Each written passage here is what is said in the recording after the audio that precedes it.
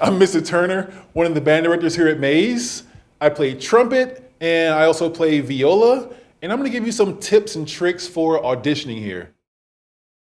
Some tips for wind players auditioning. If you play brass instrument, make sure you warm up before your audition time. Maybe like an hour and a half hour before, start blowing some warm air through your instrument to get it nice and warm.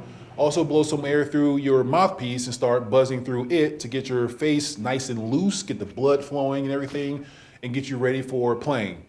Woodwind players, make sure that your reeds are nice and soaked up and start also blowing through your instruments and playing your instruments at least an hour beforehand so you're nice and relaxed.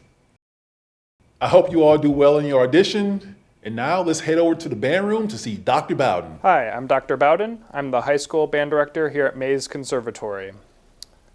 I attended University of Miami for my doctorate of musical arts, and I'm also a professional percussionist around the South Florida area. Some ensembles I have played with include the New World Symphony, the Florida Grand Opera, the Southwest Florida Symphony, and the Brevard Symphony. I wanted to give you some tips today if you're auditioning for percussion at Mays.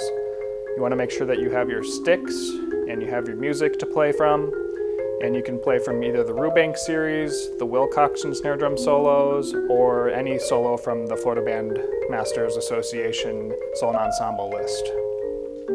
I also recommend that you play a mallet keyboard solo from the FBA solo ensemble list. You can also play examples from the Standard of Excellence book series. That includes the blue, the red, and the green books.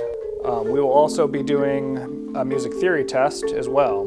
The skills you will be tested on will be note identification, rhythm recognition, clefs, time signatures, and there's an oral theory portion as well. You can practice all those skills on musictheory.net. There's a portion on the website that has exercises for all of those fundamental skills. And so good luck with your preparations, and I look forward to hearing you.